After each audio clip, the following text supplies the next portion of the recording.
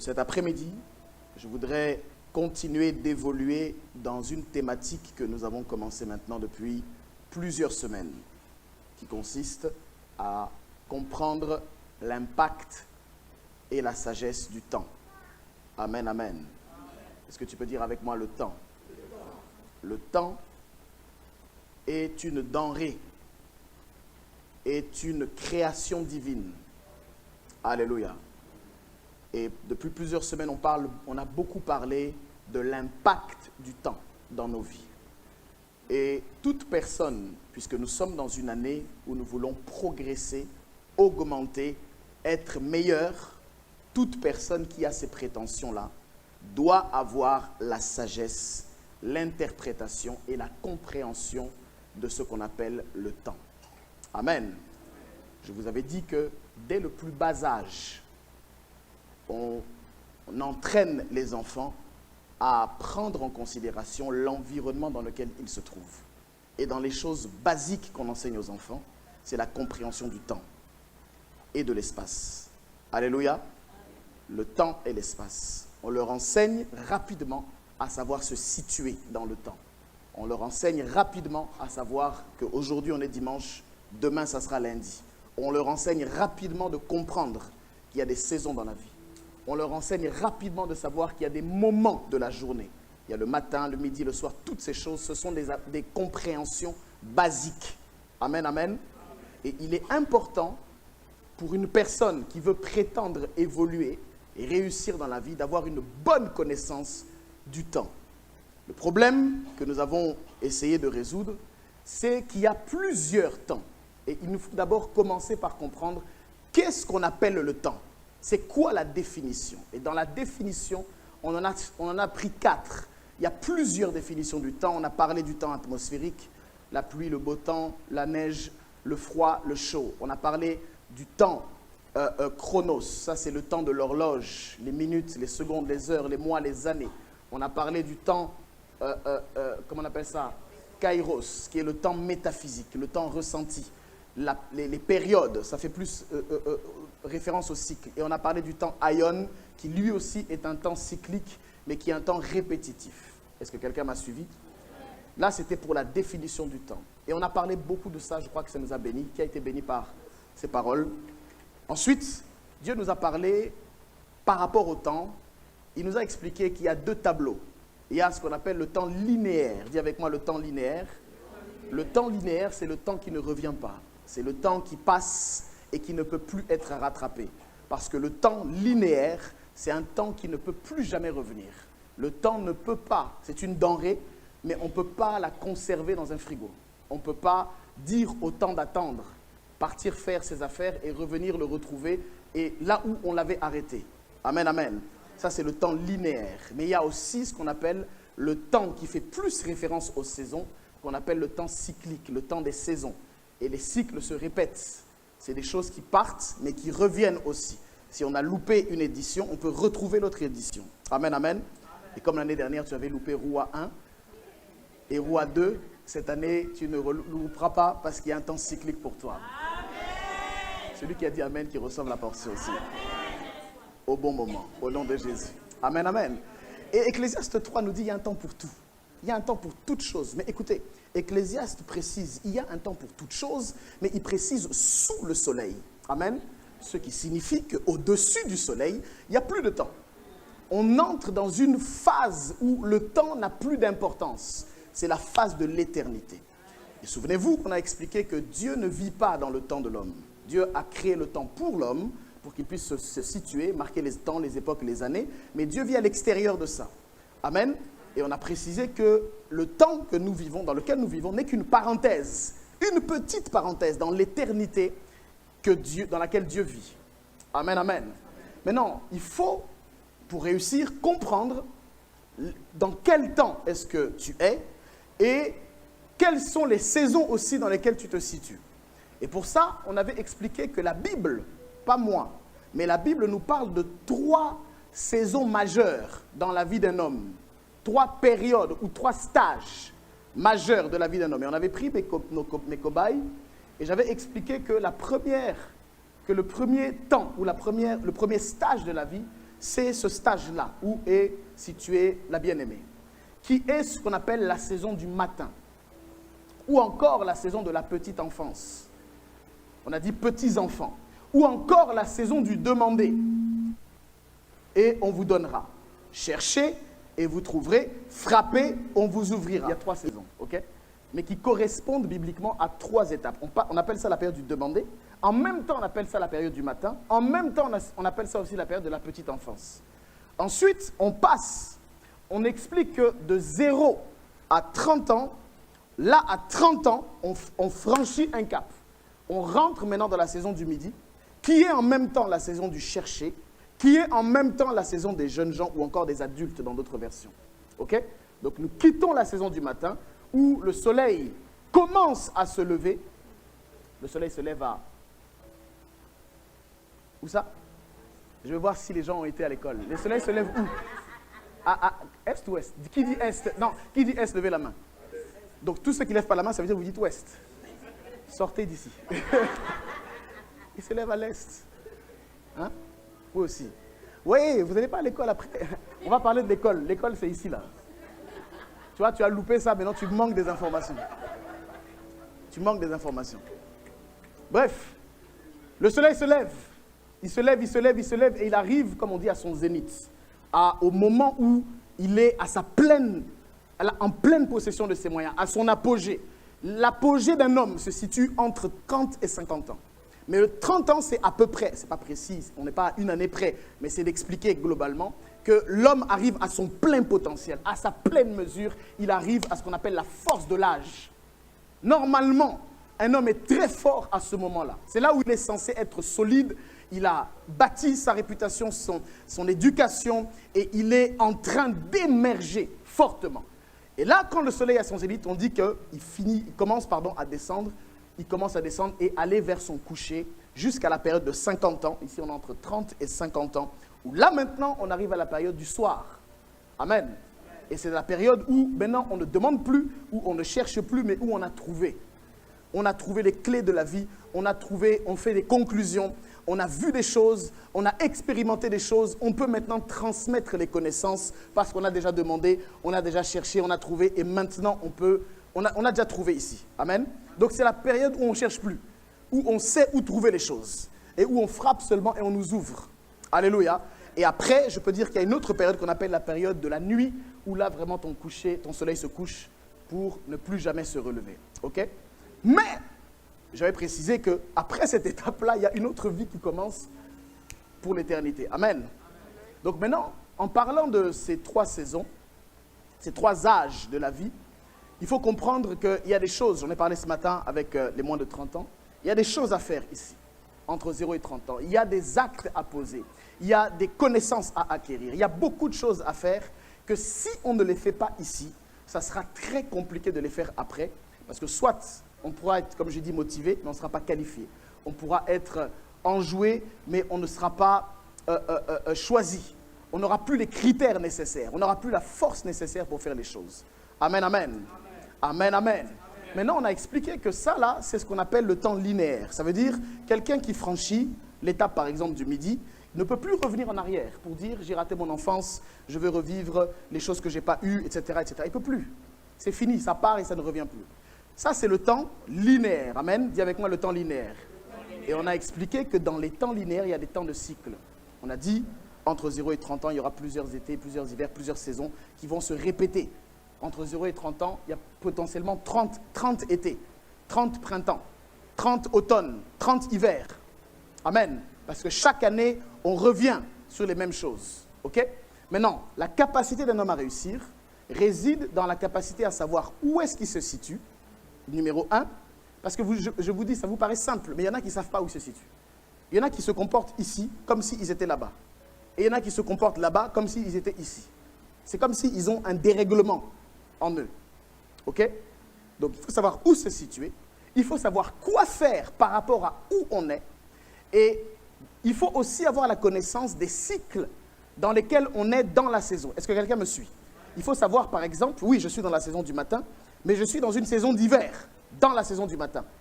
Parce que passer l'hiver dans la saison du matin, ce n'est pas la même chose que passer l'hiver dans la saison de la jeunesse. Parce qu'on n'est pas armé de la même manière. Et on n'a pas les mêmes caractéristiques. On n'a pas les mêmes armes pour combattre. On n'a pas la même force pour faire face à l'adversité. On n'a pas la même connaissance. C'est la raison pour laquelle, quand on est dans la saison du matin, il faut avoir... J'ai dit ce matin, les enfants ont 4 besoins. Numéro 1, ceux qui étaient là ce matin, c'est quoi le premier besoin? Protection, ok? Celui qui est dans la saison du matin a besoin de protection. Deuxième chose, on a dit, il a besoin de quoi? D'instruction, deuxième chose. Troisième besoin, correction. Et quatrième, on n'en a pas parlé, mais direction. Amen. Un enfant a besoin de direction. Donc ici, là, si tu n'as pas ces 4 choses, si tu n'es pas couvert par ces 4 choses-là, tu vas risquer de dérégler beaucoup de choses. Ok? Donc comprends maintenant, tu es dans quelle saison? Donc vous qui êtes là normalement, si vous avez plus de 30 ans, vous êtes dans cette saison-là, où vous êtes en train de chercher. Vous cherchez l'argent, vous cherchez à bâtir une vie, vous cherchez à construire, vous cherchez à être propriétaire, vous cherchez à fonder une famille, vous cherchez à vous établir, vous avez des objectifs, qu'ils soient professionnels, familiaux, relationnels, ministériels. Souvent, c'est dans cette période-là où vous cherchez, où plus rien ne vous est donné facilement. Là-bas, on vous donnait. Vous ouvrez la bouche, on vous nourrit. Vous dites, vous avez faim, on achète pour vous. Mais ici, plus personne n'achète. Ici, plus personne ne vous tend la main pour vous nourrir. Vous vous nourrissez vous-même. Vous allez vous-même au travail, vous relevez vos manches, vous travaillez vous-même, vous mangez votre sueur. Amen, amen. Ici, on est dans la période du chercher. Et là, j'aimerais parler de cette période-là. Mais en parlant de cette période-là, je vais parler des cycles qu'il y a dans cette période. Est-ce que quelqu'un me suit? Voilà. Il y a des cycles. Et je vais faire comme une image. Et chaque cycle, je vais la qualifier. Ok, on va donner un qualificatif à chaque cycle. Est-ce que quelqu'un me suit? Alors, tu vas prendre avec moi, on va prendre 2 textes. Le premier texte qu'on va prendre, c'est, il se situe dans 1 Corinthiens chapitre 3 au verset 9. 1 Corinthiens chapitre 3 verset 9.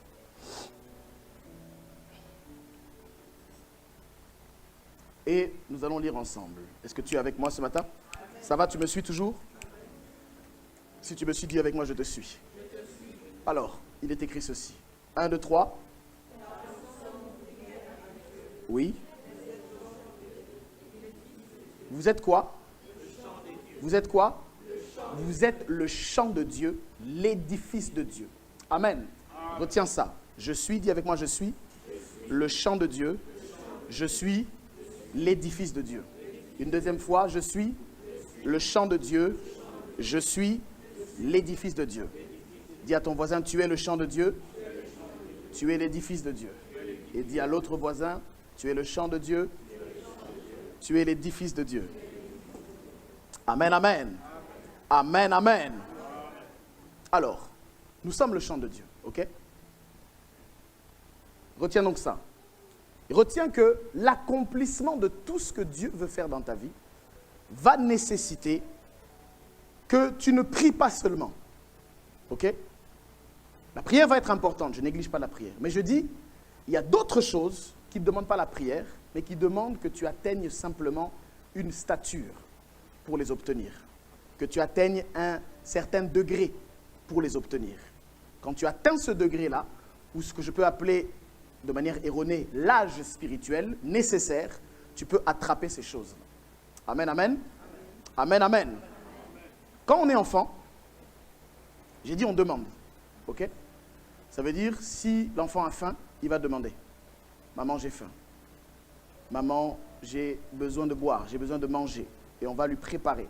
On va prendre au frigo, on va lui verser dans son verre et des fois on va lui faire boire. Mais à cette période-là, on ne dit plus maman, j'ai faim. Qu'est-ce qu'on fait? On va soi-même dans la cuisine, on prend soi-même le verre, on va soi-même au frigo et on se sert soi-même et on boit soi-même. Est-ce que quelqu'un me suit?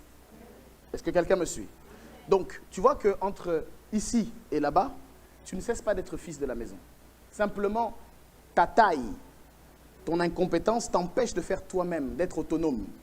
Mais quand tu as grandi, tu peux atteindre les verres, tu peux atteindre certaines choses. Ok? Donc là, tu ne demandes plus parce que tu as la taille nécessaire. Mais au départ, tu es petit, tu ne peux pas atteindre des choses. C'est ça dans la vie spirituelle. Il y a des choses, vous demandez, mais il y a d'autres choses, il faut juste avoir la taille. le gabarit nécessaire pour avoir. Est-ce que quelqu'un me suit? Donc, c'est ce qu'on appelle dans le monde spirituel la maturité. Dis avec moi la maturité. Être mature spirituellement.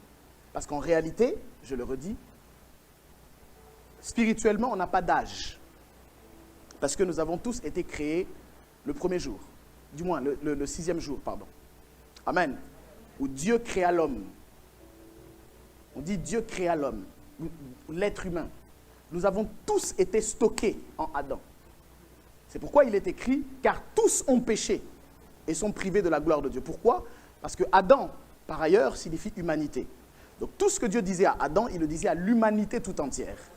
Et parce que nous sommes descendants de Adam, parce que nous sommes des fils physiques de Adam, alors nous avons été créés ce même jour. Donc on a tous le même âge spirituel. Mais on n'est pas tous manifestés au même moment. Ça, c'est deuxième chose. Et troisième chose, on n'a pas tous la même maturité spirituelle. Ça veut dire que l'état spirituel dans lequel chacun d'entre nous est n'est pas le même. Il y en a qui ont travaillé leur esprit, il y en a qui n'ont pas travaillé leur esprit. Et c'est ça qui fait la différence entre la maturité, celui qui est mature et celui qui ne l'est pas. Est-ce que quelqu'un me suit? On a tous le même âge, mais on n'est pas manifesté au même moment et on n'a pas tous la même maturité. OK? Maintenant, je reviens sur cette saison-là de l'adulte, du chercher ou encore du midi. Je parlerai des 4 saisons de la vie, des 4 cycles de la vie qui vont se répéter. OK? Dans tout ce que tu veux faire, il y aura toujours 4 cycles. Dans tout ce que tu veux atteindre dans la vie, il y aura toujours 4 cycles. Peu importe le projet que tu as. Tu veux te marier, il y aura 4 cycles. Tu veux travailler, il y aura 4 cycles. Tout ce que tu voudras faire, je te dis bien tout, il y aura toujours ces 4 cycles. Maintenant, il faut que tu comprennes. Et tu vas voir, ça va beaucoup t'aider dans l'identification de la saison dans laquelle tu es. Et peut-être, tu vas cesser de te plaindre, et peut-être tu vas savoir maintenant quoi faire. Amen. Est-ce que tu es avec moi? Est-ce que tu veux savoir ça? Pour savoir ça, il faut lire les Écritures dans Ésaïe, verset 28. Chapitre 28, pardon. On va apprendre ça. Ésaïe, chapitre 28. Et on va prendre le verset 23 jusqu'à la fin. Et je vais lire pour gagner du temps. J'aimerais que tu fasses une lecture active et que pendant que je lis, tu prennes le temps de méditer sur les choses sur lesquelles Dieu insiste. OK? Est-ce que tu es avec moi? Dis avec moi les 4 saisons de ma vie. On peut y aller? Écoutez ceci. La Bible déclare: prêtez l'oreille et écoutez ma voix. Soyez attentifs et écoutez ma parole. Celui qui laboure pour semer, laboure-t-il toujours? Ouvre-t-il et brise-t-il toujours son terrain? N'est-ce pas après en avoir aplani la surface qu'il répand de la nielle et sème du cumin, qu'il met le froment par rangées, l'orge à une place marquée et l'épeautre sur les bords? Son Dieu lui a enseigné la marche à suivre. Il lui a donné ses instructions. On ne foule pas la nielle avec le traîneau, et la roue du chariot ne passe pas sur le cumin, mais on bat la nielle avec le bâton et le cumin avec la verge. On bat le blé, mais on ne le bat pas toujours. On y pousse la roue du chariot et les chevaux, mais on ne l'écrase pas. Cela aussi vient de l'Éternel des armées. Admirable est son conseil et grande est sa sagesse. On peut acclamer la parole de Dieu. Amen, amen. Amen. Est-ce que quelqu'un a compris quelque chose? Quelqu'un est en train de se dire c'est un cours d'agriculture. En fait, oui et non. Souviens-toi, parce que tu as déjà oublié, tu vois, certains ont déjà oublié. On a dit quoi tout à l'heure? Vous êtes quoi? Vous êtes quoi? Le champ de Dieu. Je suis le champ de Dieu. Et ici, Dieu nous parle au travers de Ésaïe. Et il nous dit, il nous donne des instructions. On dit écoutez, prêtez l'oreille. Et maintenant, il se lance comme dans un cours d'agriculture. Vous voyez? Regardez avec moi le verset 24. Il dit, celui qui laboure quoi? Le champ. Est-ce qu'il laboure toujours? Est-ce qu'il ouvre toujours et brise toujours le terrain? Regarde ce qui est écrit, verset 25. N'est-ce pas après avoir aplani la surface, qui fait quoi? Qui répand le miel et sème du cumin. Regarde le verset 26. Son Dieu lui a enseigné la marche à suivre. Il lui a donné quoi? Ses instructions. Et les instructions suivent. On ne foule pas l'agneau avec le traîneau, donc on ne mélange pas certaines choses. Mais on ne fait pas des choses en même temps que d'autres. Est-ce que quelqu'un suit? Je suis en train de t'emmener quelque part. Il y a des choses qu'on fait à un moment, il y a d'autres choses qu'on ne fait pas à un moment. Et il y a des choses qu'on ne mélange surtout pas. C'est ce que Dieu est en train de dire. Regarde le verset 28. Il dit, on bat le blé, mais on ne le bat pas toujours. Ce qui signifie ou qui implique, il y a un temps pour battre, il y a un temps où on ne bat pas. Est-ce que quelqu'un me suit? En fait, tous les secrets que je vais partager avec vous sont dans ce texte-là. Vous êtes le champ de Dieu. Donc considère que ta vie est comme le champ de Dieu. Et Dieu maintenant va travailler la terre que tu es. Ou va travailler le champ que tu es. Souviens-toi toujours que l'objectif, nous l'avons vu, et le berger Ange en a parlé, je crois, dernièrement, il dit, ce n'est pas vous qui m'avez choisi, mais c'est moi qui vous ai choisi, afin que vous alliez et que vous portiez du fruit. Le but de Dieu, ce n'est pas juste que le champ soit là. Le but de Dieu, c'est que le champ produise. Et qu'il produise du fruit. Qu'il soit comme un arbre. On va faire un cours d'agriculture, vraiment. Planté près d'un courant d'eau et qui donne son fruit en sa saison. Et dont le feuillage ne se flétrit point. On rajoute tout ce qu'il fait lui réussit. Pourquoi? Parce qu'il a suivi. Il est planté près d'un courant d'eau. Que ton champ soit planté près d'un courant d'eau au nom de Jésus. Et que ton arbre produise du fruit en sa saison au nom de Jésus. Amen, amen. Nous allons donc parler de 4 cycles, 4 choses que Dieu va faire avec ta vie. Amen. 4 saisons. Première saison, bien-aimé. Waouh! C'est la saison qu'on appelle la saison de la préparation ou de l'aplanissement de la terre. Est-ce que quelqu'un me suit? Écoute-moi très bien. Tout ce que Dieu va faire avec toi commencera toujours par le premier cycle ou la première saison qu'on appelle la saison de la préparation. Ou l'aplanissement. Tu vois, c'est écrit. C'est au verset 25. N'est-ce pas après en avoir aplani la surface? Dieu a besoin d'aplanir d'abord ton champ. Tu sais pourquoi? Parce que quand Dieu t'appelle ou quand Dieu nous prend, il nous prend à l'état brut. Il nous prend tel que nous sommes. Il nous prend tel qu'on est. Nous sommes déformés quand nous venons à Dieu. Quand nous ne connaissons pas le Seigneur, nous sommes déformés. Nous ne produisons pas. Quand nous venons au Seigneur, nous sommes défigurés. Quand nous venons au Seigneur, notre champ est inutile. Il y a des épines, il y a des ronces. Les ronces des mauvaises expériences, les épines des blessures intérieures.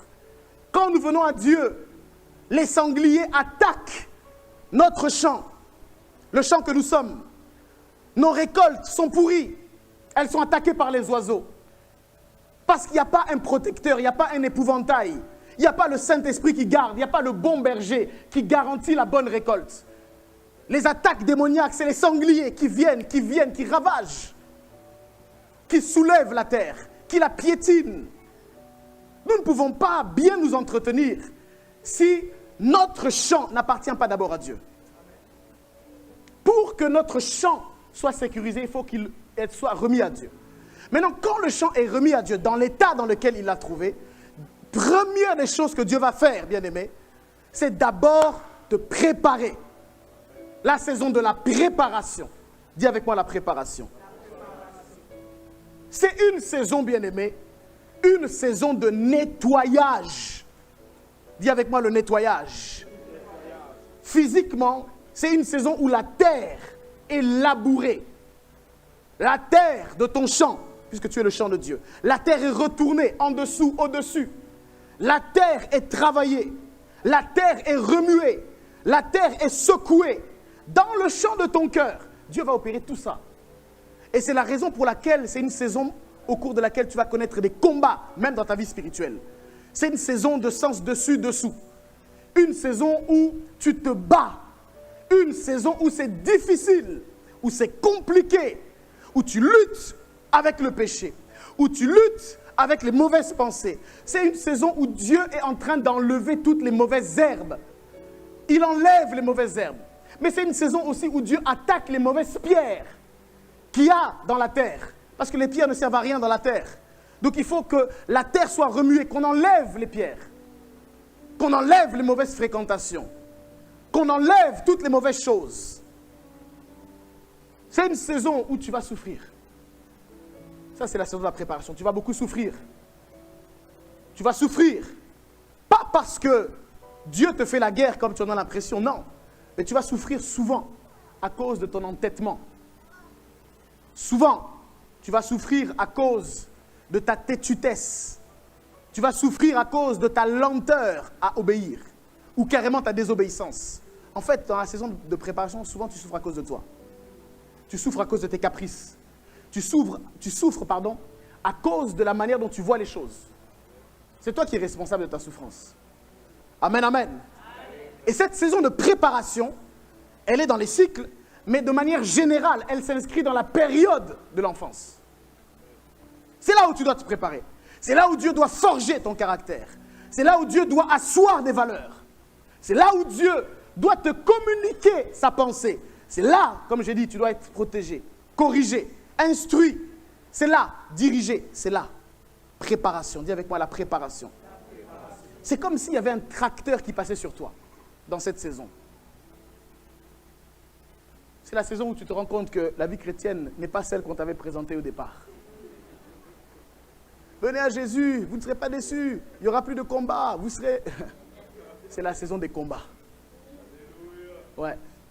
Et c'est là, c'est dans cette saison que, heureusement, on est là pour te rappeler que ce n'était pas ça la vie chrétienne.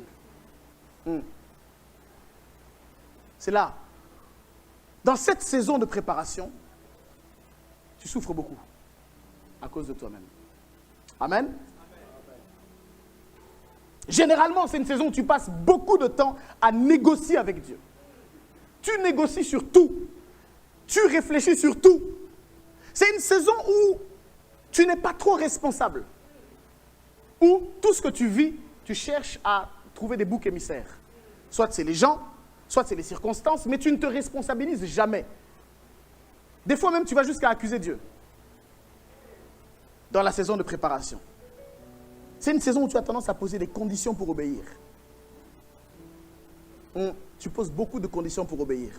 À Dieu d'abord, aux hommes ensuite. Et surtout aux hommes de Dieu que Dieu a établis sur toi. Tu poses des conditions. Tu as tes critères de sélection. Et Dieu doit prendre le temps de te briser dans la saison de préparation. C'est une saison où tu as une explication à donner à tout. Tu expliques tout le temps les choses. Tu passes ton temps à philosopher, donner des raisons, analyser, c'est bien. Mais Dieu a envie de te dire tais-toi dans cette saison. Écoute et tais-toi. Amen, amen. Amen. C'est l'âge de la vie qui est l'âge de l'enfance souvent. Et c'est la raison pour laquelle, souvenez-vous ce qui est écrit dans Jean, petits enfants. Il dit vous avez été pardonnés. C'est une saison dans laquelle Dieu pardonne beaucoup. Parce qu'il sait que tu vas faire beaucoup d'erreurs. Pardonne beaucoup. Dans la saison de préparation, Dieu pardonne. Il est indulgent.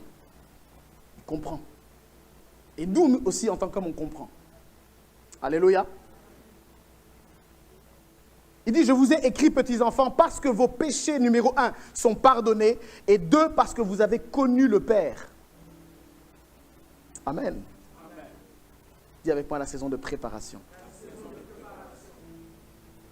Est-ce que tu es dans cette saison-là? Peut-être, tu es en train de préparer quelque chose d'important. Tu prépares tes études ou ton travail.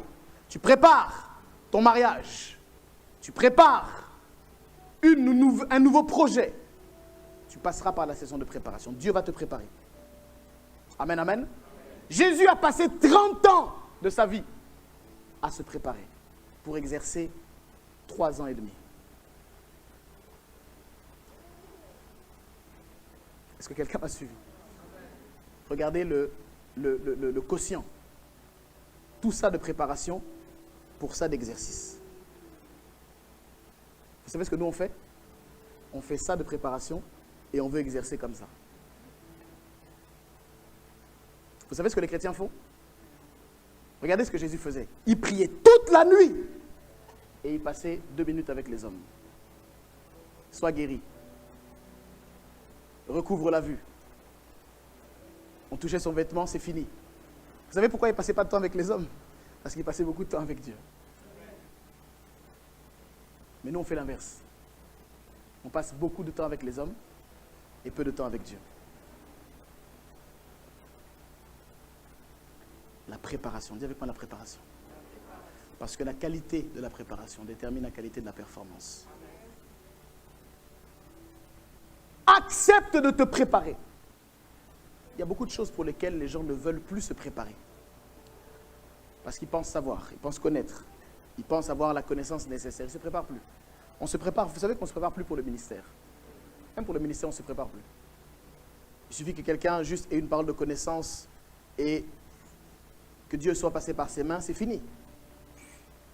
Il ouvre un compte Facebook ou Instagram, il utilise des techniques de followers, et puis c'est bon. S'il parle bien, qu'il a un peu de charisme, c'est fini. C'est fini. Les gens ne se préparent plus. Et je disais ce matin, il y en a qui ne se préparent pas même au succès. Est-ce que tu sais que même pour réussir, il faut être préparé? Est-ce que tu sais que la réussite peut être un danger pour toi si tu n'es pas prêt? Est-ce que tu sais que la prospérité, tu sais, même, n'allons pas loin, même 1000 € de plus sur ton compte en banque par mois, tu vas changer. Est-ce que tu sais que tu vas changer? Non, je te dis vrai. Ta démarche va changer. Ton langage va changer. Tu sais, il y a des montants auxquels toi et moi, on n'est pas prêts. On n'est pas prêt à assumer ça. On n'est pas prêt. C'est la raison pour laquelle Dieu ne nous le donne pas. On n'est pas prêt. Je te dis. Tu sais, là, c'est parce qu'on se bat avec des petits SMIC, tout ça, là. On se bat avec ça. On navigue, là, dans ces eaux-là. Il y en a ici, si on dit juste même 3000, sa tête tourne. Il change. Ah, pasteur, moi, j'ai pas le temps. Attends. Oh. Il y a du grain à moudre. Oui. Si on dit 4000, il change. Que les montants ne te fassent pas changer. Amen. Aime Dieu quand tu es dans la galère. Amen. Comme ça, quand tu seras haut, tu resteras avec lui. Amen, amen. Fais très attention. Fais très attention. Dis avec moi la préparation.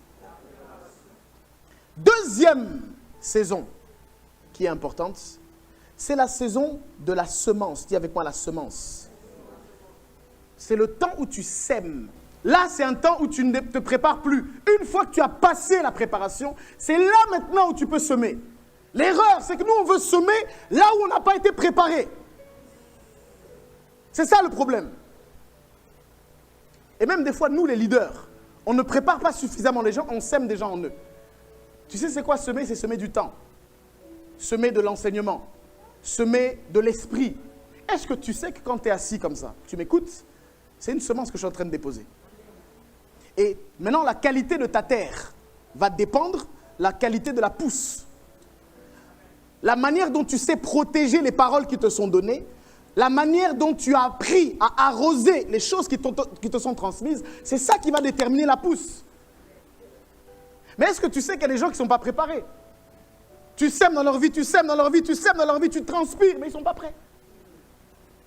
Ça veut dire tout ce que tu fais, potentiellement, tu sèmes dans le vide. Ouais. Je te redis ça différemment. Quelqu'un qui n'est pas disposé à t'écouter ne sème pas dans sa vie. Non, ça ne sert à rien. Tu perds du temps. C'est pour ça, je te conseille, si tu es là, ici, aie un cœur bien disposé. Parce que sinon, c'est de la perte de temps ce que tu fais. Tu perds du temps. La semence. La semence, maintenant, c'est la saison où, naturellement, où Dieu, maintenant, commence à planter les graines, les semences de sa parole. La saison de semence, c'est une saison où tu commences maintenant à obéir, où tu n'es plus dans les débats, où tu n'es plus dans les discussions, où tu n'es plus dans les critiques, où tu n'es plus dans la calomnie. C'est une saison où tu as enfin décidé, je pourrais même dire enfin tu as compris que c'était inutile de combattre contre Dieu, et où tu acceptes enfin d'obéir. C'est une saison de semence. Là, c'est la semence. Là, tu poses des actes, même quand ils sont douloureux.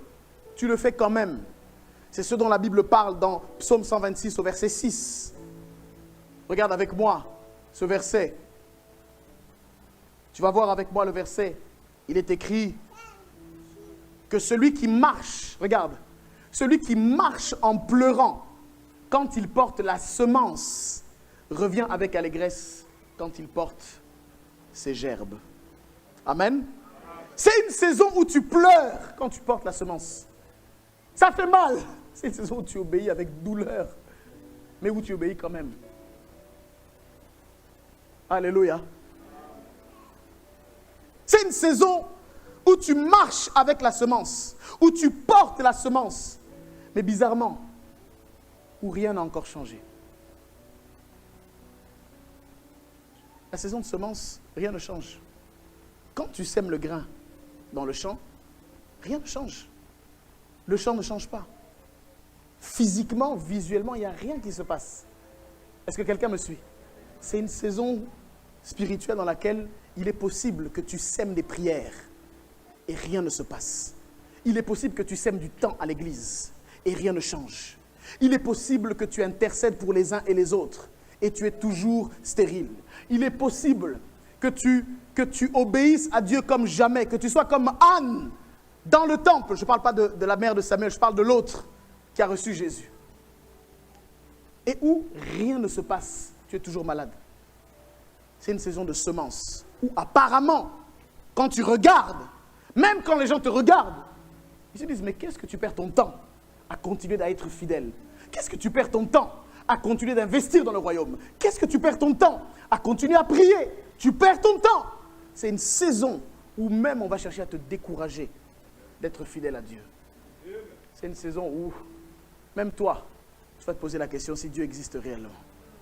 C'est possible que dans cette saison, tu t'interroges sur la validité de ce que tu fais. Est-ce que ce que je fais est réellement valide? Est-ce que Dieu même entend mes prières? J'ai fait tout ce qu'il dit. J'ai arrêté tout ce qu'il m'a dit d'arrêter. J'ai commencé à faire tout ce qu'il m'a dit de faire. J'ai commencé à semer, j'ai commencé à être fidèle, que ce soit dans mes dîmes, que ce soit dans mes offrandes, que ce soit dans mon service, que ce soit dans tout le service qui m'est donné. Je suis à l'heure. Je respecte le temps, je respecte les choses, je respecte mon travail. Seigneur, ça fait 1 mois, 6 mois, 1 an, 10 ans. Semence. Tu es en train de semer avec douleur. Tu es en train de semer avec douleur. Mais la Bible dit quelque chose. Il fait toutes choses belles en son temps. Le temps, pas de Dieu, mais le temps de la chose. Le temps de la chose. Dieu sait plus que toi et moi quand est-ce que c'est le bon moment. J'aimerais encourager à quelqu'un ici qui est dans la saison de semence à continuer de semer. La Bible déclare que celui qui fasse le bien ne se relâche pas. Ne vous lassez pas de faire le bien, car vous moissonnerez au temps convenable. Que cette parole s'attache à une vie ce matin au nom de Jésus. Je suis en train de prier pour qu'un cœur continue de faire le bien. Je suis en train d'encourager une personne à continuer de faire ce qui sait être bon. Bien-aimé, si tu sais que ce que tu fais, c'est Dieu qui t'a dit de le faire, et que tu sais que ce que tu fais, Dieu est content que tu le fasses, qu'il pleuve, qu'il neige, qu'il vente, qu'il tremble, qu'on soit l'été, qu'on soit l'automne, qu'on soit l'hiver, qu'on soit le printemps, continue de semer. Sème en tout temps, jusqu'à ce que Dieu te dise d'arrêter. Tant que Dieu ne te dit pas d'arrêter, continue de prier. Si Dieu ne t'a pas donné une instruction, continue de semer. Continue de faire du bien. Le mal, c'est que quand tu ne reconnais pas ta saison, tu peux t'arrêter de faire le bien. parce que quelqu'un t'a blessé, parce que quelqu'un t'a mal répondu, parce que le pasteur t'a ignoré, t'a oublié, ne t'a pas appelé alors qu'il t'avait dit qu'il t'appellerait, ne t'a pas vu alors qu'il avait dit qu'il te verrait. Tu es offensé, tu es blessé. Tu oublies qu'il y a un Dieu au-dessus de tout, qui voit tout ce qui se passe, car il est écrit, les yeux de l'Éternel parcourent toute la terre. Il arrivera un temps convenable, où même si le roi Saoul n'est pas au courant, des yeux auront vu un jeune homme dans la brousse, et on dira, j'ai vu un jeune homme. J'ai choisi David, mon serviteur. Il est blond, il est beau de figure, il sait jouer de la harpe. Lui te soulagera. Je prie que les yeux de l'Éternel te localisent là où tu es. Dans ta saison de semences, si le temps est favorable, qu'il te trouve dans ton activité, qu'il te trouve en train d'être fidèle, qu'il te trouve avec la foi. La Bible déclare, quand le Fils de l'homme viendra sur la terre, trouvera-t-il la foi? Continue de garder la foi. Ne t'arrête pas sur les petites choses. La vie que nous menons sur la terre est une parenthèse. Il y a beaucoup plus. Ce que tu fais, ce n'est pas juste pour la terre. Ce que tu es en train de semer, ce n'est pas juste pour ici. Il dit, soyez heureux lorsque vous avez un trésor dans le ciel. Continue de semer.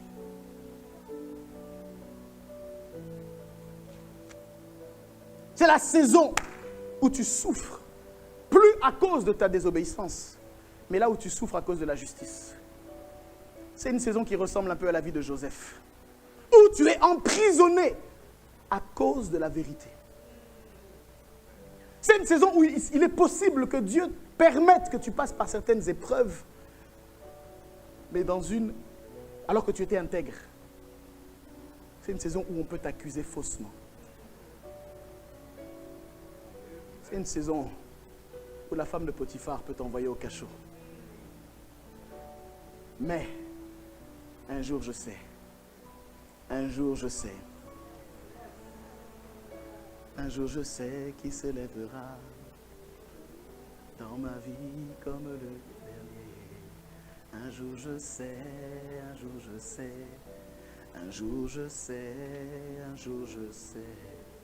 Un jour je sais qu'il se lèvera dans ma vie pour me justifier. Un jour je sais. Tu dois garder cette foi-là. Qu'il y a un jour où Dieu te justifiera.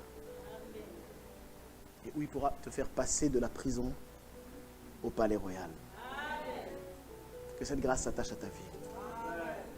Tu es peut-être dans une saison de semences de prison. Peut-être que tu as du mal à te déployer actuellement. Mais malgré ces difficultés, tu continues d'être fidèle. Cette race est rare aujourd'hui. La race de ceux qu'on appelle les persévérants dans la foi. La race des illuminés dans l'esprit. La race de ceux qui percent. Peu importe les circonstances. C'est une race rare. Est-ce que quelqu'un me suit? C'est une race qui est rare.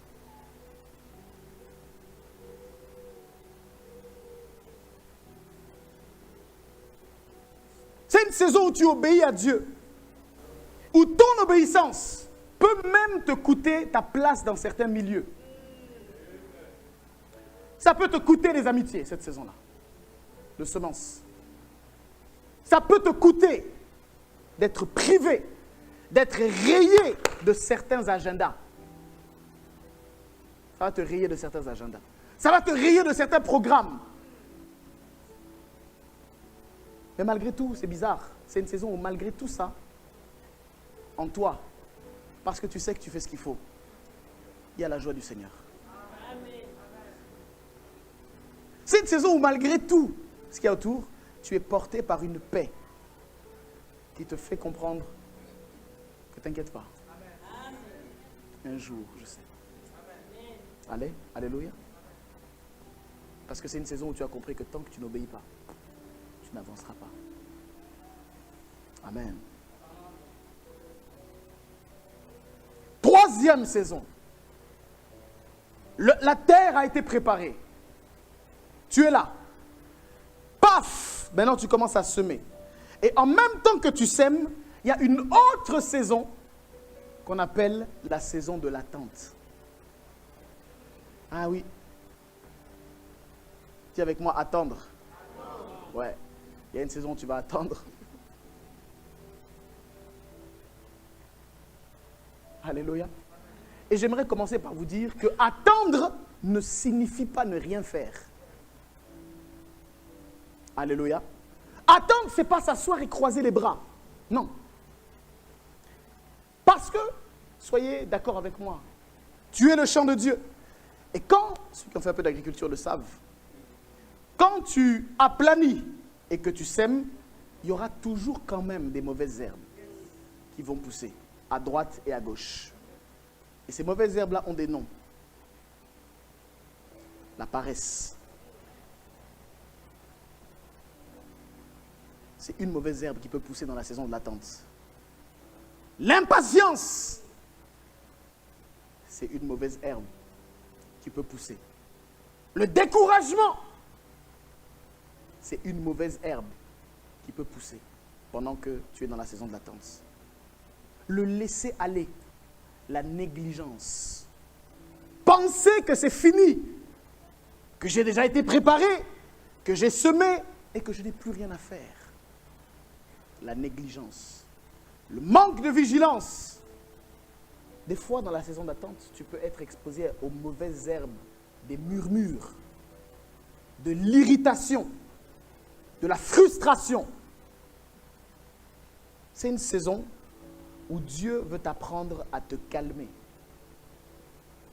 C'est une saison où souvent, tu estimes que tu as pris le temps de te préparer et que tu as semé. Et maintenant, tu commences à trop gesticuler. Dieu veut te calmer. Et il veut que tu entres dans ce qu'on appelle le repos de la foi. Et c'est là où il dit à son peuple, gardez silence. J'agirai pour vous. C'est une saison où tu dois apprendre à te calmer. Parce que, écoute-moi bien, j'aimerais que ça résonne très fortement à l'intérieur de toi. Dieu n'agit pas parce que tu es pressé qu'il agisse. Est-ce que quelqu'un m'a entendu? Si tu m'as entendu, dis Amen bien. Je répète, Dieu n'agit pas parce que tu es pressé qu'il agisse. Ça, sache-le. Dieu ne parle pas parce que tu es pressé qu'il parle. Parce que Dieu n'est pas soumis à ton agenda à toi. Mais Dieu poursuit son agenda à lui dans ta vie. Est-ce que quelqu'un me suit? Amen. La capacité que ta vie a d'accélérer, c'est ta capacité à te positionner sur les rails de la volonté de Dieu pour toi. Amen. Tu veux aller vite dans ta vie? Poursuis les mêmes objectifs que Dieu poursuit dans ta vie. Amen. Tu veux que Dieu te propulse? Sache-le, il n'y a qu'une seule solution. Mets-toi dans son programme. Ça veut dire, si tu avais ton programme à toi, sors de ton programme, mets-toi dans son programme à lui et laisse-toi porter dans son programme. Tu iras vite. Mais comme nous voulons imposer notre agenda à Dieu, comme nous avons nos préférences, comme nous avons nos deadlines, on dit au Saint-Esprit, tu as 30 minutes, tu as 1 heure, tu as 1 an. Si dans 1 an tu n'agis pas, Père, tu vas m'entendre. Il y a des gens qui donnent des ultimatums à Dieu. Écoutez, faites attention à ça. Il y a des ultimatums qu'on ne donne pas à Dieu. Et ils s'imaginent dans leur spiritualité imaginaire que Dieu aussi a peur. Que le ciel tremble avec les anges. Elle va nous quitter. Non. Quand tu fais ça, Dieu dépêche un petit ange de petit rang. Même pas Gabriel, Michael, non, de petit rang. Dans un cagibi là. Il dit, aie pitié d'elle. Regarde-la. Alléluia. L'attente, c'est une saison où tu dois être arrosé. Où tu dois arroser, le champ par les larmes de l'intercession. Tu vois? Tu dois arroser le champ par les larmes de l'intercession. C'est une saison d'accouchement, de travail. C'est une saison de supplication. C'est une saison d'action de grâce, la saison de l'attente. Tu dois apprendre à bénir Dieu, même pour ce que tu n'as pas encore. Tu dois apprendre à attendre, à semer avec des supplications. quand tu pries pour quelque chose, quand tu pries par rapport à l'église. Vous savez que l'église, je dis, il y a des saisons aussi. Actuellement, nous sommes dans une saison cruciale de l'église. Ceux qui sont éveillés spirituellement savent et le sentent. On est dans une saison cruciale. Si on ne prie pas, si on n'arrose pas, si on ne supplie pas, si on ne fait pas, on est foutu. Je vous dis, on est foutu. Dieu est capable de tout, mais il va agir avec notre collaboration à nous. Si on croit qu'il va tout faire en croisant les bras, on se trompe. Amen, amen. C'est une saison où tu attends, où tu pries dans la chambre haute. Tu sais, Jésus a donné une saison à ses disciples. Il leur a dit, je m'en vais. Mais vous, attendez d'abord. Attendez. Acte chapitre 1er. Attendez. N'allez pas. Attendez. Et il leur a donné un signe. Il dit, attendez jusqu'à ce que le Père vous a promis vous soit donné. C'était une saison d'attente. En d'autres termes, les disciples avaient compris, ne cherchons pas à aller si on n'a pas d'abord eu le signe, si on n'a pas d'abord reçu. Ils sont restés dans la chambre haute et ils ont prié jusqu'à Acte chapitre 2, où la Bible dit tout à coup, un vent impétueux s'est rempli la maison où ils étaient, des langues de feu se séparèrent les unes des autres, se posèrent sur chacun d'entre eux et ils commencèrent à prier en d'autres langues. Ma prière, c'est qu'il y ait un tout à coup dans ta vie. Que dans ta saison d'attente, Dieu provoque une saison où maintenant il te donnera les signaux que là c'est le moment. Ouais, il faudra que tu attendes avec le Saint-Esprit. Dis avec moi, attendre avec le Saint-Esprit. C'est une saison où tu dois apprendre à persévérer. C'est une saison où tu ne peux plus être un enfant. Vous savez, les enfants, quand vous roulez, même si vous les faites asseoir pour leur dire, on va loin, on ne va pas arriver tout de suite, ils vont vous poser 15 fois la question, on arrive quand? Papa, on arrive quand? C'est une saison où il ne faut pas trop poser cette question-là avec Dieu. Seigneur, à quand? Seigneur, jusqu'à quand? Seigneur, on arrive quand? Tu vas comprendre, c'est encore un enfant. Il n'est pas encore prêt à recevoir. Il faut qu'il grandisse d'abord un peu et ensuite je lui donnerai. Alléluia. Dans les saisons d'attente, tu dois jeûner. Dans les saisons d'attente, tu dois rester constant. Dans la saison d'attente, tu dois comprendre que la saison qui arrive après, dont on va parler dans quelques instants, il y a des choses que tu dois tuer dans la saison de l'attente. Quand tu es comme ça, là maintenant tu peux passer à la saison suivante. Amen. Et la saison suivante, c'est la saison de la moisson. Tu as été préparé, tu as semé, tu as attendu. Maintenant, c'est le temps après de moissonner. C'est le temps de récolter. C'est là où tout le monde veut être. Tu aimerais être dans la saison de récolte tous les jours de ta vie. Sauf que la vie est faite des saisons. Et cette saison n'est pas permanente. Amen, amen. Amen, amen. Dis amen bien avec moi. C'est la saison où maintenant tu récoltes. Où maintenant tu manges le fruit de ce que tu as planté. Où maintenant Dieu peut consommer ce qu'il a planté dans ta vie. C'est la saison où enfin maintenant ça y est, tu es rentré dans ton mariage. Tu as eu tes enfants. C'est une saison où enfin tu as eu ton diplôme, tu travailles. Tu es bien payé. Tu as ta voiture. Tu as tes choses. Ça y est, ça marche. C'est une saison où tu récoltes maintenant. Tu manges le bon fruit de la vie. Mais attention. Attention. Attention, mon ami. Parce que c'est une saison, si tu ne fais pas attention, tu vas rentrer dans cette saison avec des mauvaises graines, qu'on appelle l'esprit de revanche, qu'on appelle la vengeance, qu'on appelle le fait de prouver aux autres que... Des fois, c'est se prouver à soi-même et à sa vie et à son passé. C'est une saison, si tu ne fais pas attention, le zèle que tu avais pour Dieu dans la saison de préparation, dans la saison de semence et la saison de l'attente, tu vas risquer de le perdre.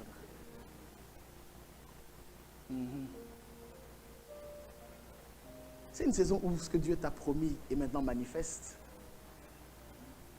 Mais c'est aussi une saison où tu dois apprendre à conserver ce que Dieu t'a donné. Parce que n'oublie pas que tout ce qui a été acquis dans la prière doit être conservé par la prière. N'oublie pas que tout ce que Dieu te confie, il te le confie pour que tu saches le garder et le préserver. Tout ce que tu ne sais pas garder, conserver et préserver, tu peux le perdre. Et cette saison-là, c'est une saison de haute vigilance. C'est une saison de gestion. C'est une saison de bonne maintenance. C'est une saison de conservation. Mais c'est aussi une saison de limite. Parce que tout ce que Dieu te donne, sur lequel tu ne sais pas avoir des limites, tu vas en abuser. Tu vas croire qu'être mari dans un foyer, c'est être commandant. Tu vas penser qu'être un enfant faisant l'objet de l'amour paternel, maternel, parental, c'est un droit à tout. Attention aux abus dans cette saison de manifestation. Oui, Dieu t'a placé directeur, mais ce n'est pas pour écraser les employés. Ce n'est pas pour leur faire payer toutes les années de galère que tu as vécues. Ce n'est pas pour étancher ta soif de domination, non. C'est une saison où tu dois faire attention à ne pas perdre ce que tu as reçu. Est-ce que quelqu'un m'a suivi? Mais c'est une belle saison. C'est une saison où même les gens qui te persécutaient, maintenant te respectent. Ils ne t'aiment peut-être pas plus, mais au moins ils te respectent. Au moins ils te respectent. Ils savent qu'il y a quelque chose en toi. Ils ne mangeront pas à ta table, mais respect. Amen, amen. C'est une saison où Dieu te justifie. Peut-être que tu es dans cette saison-là, dans un domaine de ta vie. Je prie que si cette saison, si ce cas-là est pour toi, que Dieu te permette d'entrer dans cette saison de récolte. Que tu récoltes ce que tu as semé. Que les prières que tu as faites pour tes enfants trouvent leur récolte. Que les prières que tu as faites pour tes parents trouvent leur récompense. Que les prières que tu as faites pour tes membres de famille qui n'étaient pas sauvés trouvent leur moisson en ce moment, au nom de Jésus. Que l'investissement auquel tu as consenti pour le royaume trouve sa récompense dans ta vie. Et qu'ainsi tu sois prospère à tous égards, comme prospère l'état de ton âme. Parce que tu as servi fidèlement. Que Dieu fasse éclater sa fidélité aussi dans ta vie. Que par l'intercession que tu as eu à opérer, que Dieu guérisse aussi les blessures intérieures qui sont les tiennes. Qu'il guérisse ton foyer, qu'il préserve ton foyer, qu'il préserve tes enfants. Que la moisson soit ton partage au nom de Jésus. Cette saison correspond à l'âge des pères, l'âge de ceux qui ont franchi toutes ces étapes, qui ont traversé toutes ces saisons pour une vie durable, pour une réussite durable. Bien-aimés, ce qui vient de Dieu est censé durer, est censé être conservé dans le temps. Qu'il en soit ainsi dans ta vie au nom de Jésus-Christ. Là où tu es, lève-toi. Nous allons prier quelques instants. Je ne sais pas dans quelle saison tu es dans ta vie. Je ne sais pas dans quelle époque tu te situes. Tu es le champ de Dieu. Tu es l'édifice de Dieu. Et Dieu opère ces 4 choses. Dieu te prépare. Dieu sème dans ta vie. Il y a aussi la saison de l'attente, de la patience et enfin celle de la moisson. Il y a des domaines dans ta vie, familiaux, relationnels, financiers, professionnels, dans lesquels tu te situes peut-être dans une de ces saisons-là. Je ne sais pas à quel degré le message t'a parlé. Je ne sais pas comment Dieu s'est adressé à toi ce matin. Je ne sais pas. Ce que je sais, c'est qu'il y a sûrement une parole qu'il t'a dite. J'aimerais que tu pries là-dessus pendant quelques instants, quelques 30 secondes à 1 minute, que tu parles à ton Dieu, que tu parles à ton Père, que tu lui dises, Seigneur, cet après-midi, j'ai entendu ta parole, je veux marcher dans la pleine vérité de ces vérités cachées. Merci Seigneur pour l'illumination. Merci pour la concrétisation. Je bénis ton nom, Seigneur, pour tout ce que tu as eu à faire, que tu as à faire et que tu feras.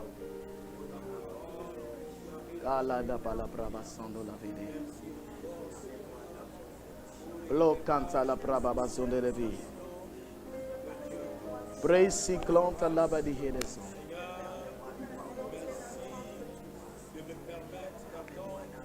Merci Seigneur.